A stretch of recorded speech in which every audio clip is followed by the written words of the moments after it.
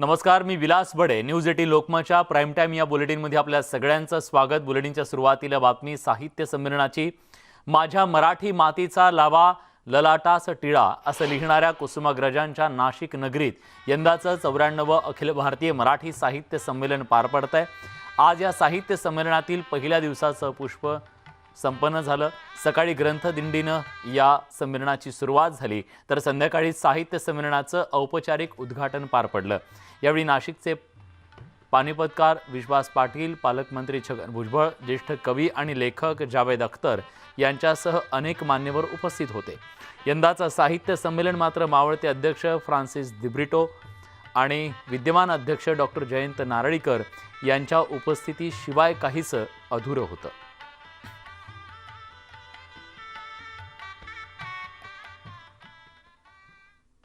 जो बड़े लोग होते हैं, बादशाह, नवाब, राजे, महाराजे, ज़मींदार, जागीरदार, इनको कला से बड़ी मोहब्बत रही है. और आज के भी जो हैं ज़मींदार, जागीरदार अलग तरह के हैं, उन्हें भी कला से बड़ी मोहब्बत होती है. लेकिन कला इनको तब तक अच्छी लगती है जब तक ये खूबसूरत तस्वीरें बनाती है, जब तक ये चांद की, सितारों की, फूल की, भंवरे की बात करती है, जब ये शमा और परवाने का जिक्र करती है, जब ये मोहब्बत की बेचैनी, रातों के जागने का जिक्र करती है. मगर जब ये दिन के उजाले की बात करने लगती है, जब महफिल और दरबार से निकल के एक कवि, एक लेखक सड़क पे चलते हुए आदमी के चेहरे पे दुख पढ़ के लिखता है, जब फूल और सितारों और चांद के बजाय आंसू और पसीने की बूंदों का जिक्र आता है, तो फिर आप खतरनाक हो जाते हैं. पहले तो सिर्फ बुरे हुआ करते थे, अब तो एंटी नेशनल भी हो जाते हैं. भाषा दुनिया में इसलिए बनी थी कि मैं बोलूं और आप समझें, और आप बोले और मैं समझूं. लेकिन हम देखते हैं दुनिया में भी और खुद अपने देश में भी कि भाषा ही बातचीत की दीवार बन जाती है. हमारे यहाँ इतनी भाषाएं हैं और दुनिया में इतनी भाषाएं तो हैं ही, हमारे देश में भी इतनी भाषाएं कि कितनी भाषाएं सीखेंगे आप. तो होता यह है कि धीरे धीरे हम लोग, जिसे संस्कृत में कहते हैं कूप मंडूक, हम वो हो जाते हैं.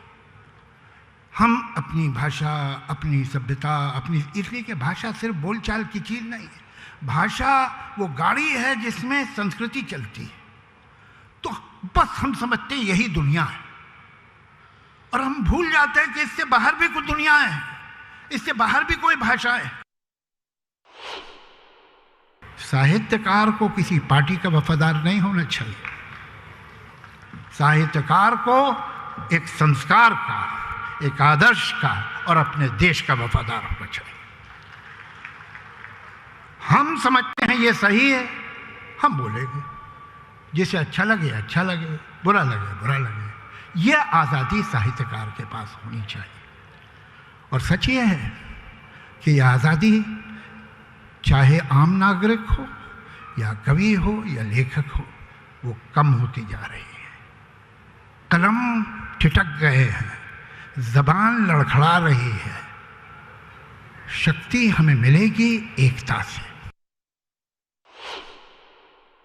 लेखकाला लेखन स्वातंत्र्य असलं पाहिजे मताचा मी आहे. त्यावर कोणी निर्बंध लादणार असेल तर त्याला पहिला विरोध करणारा मी असेल.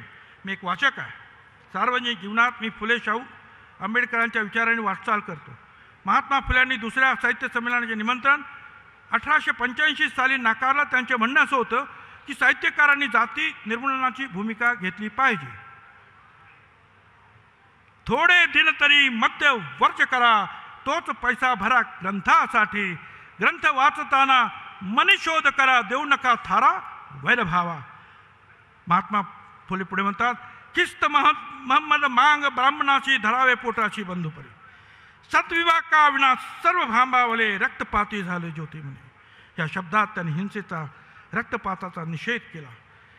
फुल्यांनी लिहिलेला शेतकऱ्याचा आसूड आज सुद्धा कडाडतोय. गेली 1 वर्ष राजधानीत संघर्ष करणाऱ्या बळीराजापुढे दिल्लीकरांना नमावा लागलेला आहे. फुले म्हणायचे, इडापिडा टळो, बळीचं राज्य येऊ. आता लोक म्हणतात, इडापिडा टळो आणि लोकशाही बलवान हो. साहित्य संमेलनामध्ये अतिशय वेदना होत असताना व्हीलचेअरवर येऊन आणि 3 तास सर्व सन्माननीय पाहुण्यांच्या बरोबर व्यासपीठावर बसून 50 मिनटं ते 1 तास आपलं भाषण त्या ठिकाणी केलं आणि तो सोहळा पार पाडला. याला आपल्यामुळं स्वागत मंडळाला ज्यानं लाखो रुपये खर्च केलेले, अनेक लोक आपल्यासाठी त्या ठिकाणी येणार आहेत, महामंडळाची त्या ठिकाणी अडचण होणार आहे, हे जाणून सगळा त्रास आपल्या डोक्यावर त्यांनी घेतला आणि त्या संमेलनाला उपस्थित राहून त्या संमेलनाचं उद्घाटन त्यांनी साजरं केलेलं होतं. एक आठवण मला या ठिकाणी सांगायची. मला डॉक्टर नारळीकरांना दोष द्यायचा नाही आहे, मी तो देणारही नाही, ती माझी इच्छाही नाही, माझ्या मनामध्येही तो विचार आलेला नाही. पण नारळीकरसुद्धा या उद्घाटनापुरतं सगळी व्यवस्था स्वागत मंडळ करण्यासाठी समर्थ असतानाही जर आले असते, तासभर बसले असते, अर्धा तास बसले असते, तर रसिकांना, महामंडळाला आणि स्वागत मंडळाला प्रचंड आनंद झाला असता. आज नाही म्हटलं तरी एक वेगळी किनार या साहित्य या उद्घाटन सोहळ्याला त्यांच्या अनुपस्थितीमुळे लागलेली आहे. सोन्याच्या कवडशासारखे ज्ञानोबा आणि तुकोबाचे शब्द आपल्या हृदयाशी बाळगणारे आपल्या देशातले लोक असतील तर माय मराठी कधीही मरणार नाही. विजयासाठी माझी कविता कधीच नव्हती, म्हणून नव्हती भीती तिजला पराभवाची, जन्मासाठी हटून केव्हा नव्हती बसली, म्हणून तिजला नाही भीती मरावयाची. मराठी अमर आहे, आजरा अमर आहे, ती राहायला हवी आणि अशी मोठी मोठी साहित्य संमेलनं भरायला हवीत. आपल्या खळबळजनक आणि वादग्रस्त वक्तव्यांनी कायम वादाचं मोहोळ उठवणारी बॉलिवूडची अभिनेत्री कंगना रणावत हिला आज शेतकऱ्यांच्या विरोधाला सामोरं जावं लागलं.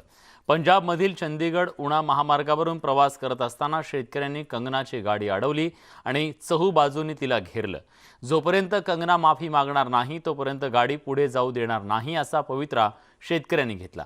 पोलिसांनी वेळीच हस्तक्षेप केल्यानंतर कंगनाला शेतकऱ्यांच्या गराड्यातून सुखरूप बाहेर काढण्यात आलं. हा सर्व प्रकार घडत असताना कंगना रणावतनं आपल्या इंस्टाग्राम अकाउंटच्या माध्यमातून पुन्हा एकदा शेतकऱ्यांवर टीकेचे आसूड ओढले.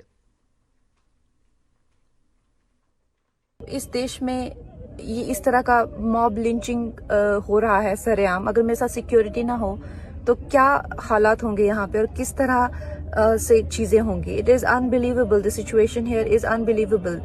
इतनी सारी पुलिस है फिर भी मेरी गाड़ी को निकलने नहीं दिया जा रहा है. क्या मैं कोई पॉलिटिशियन हूँ?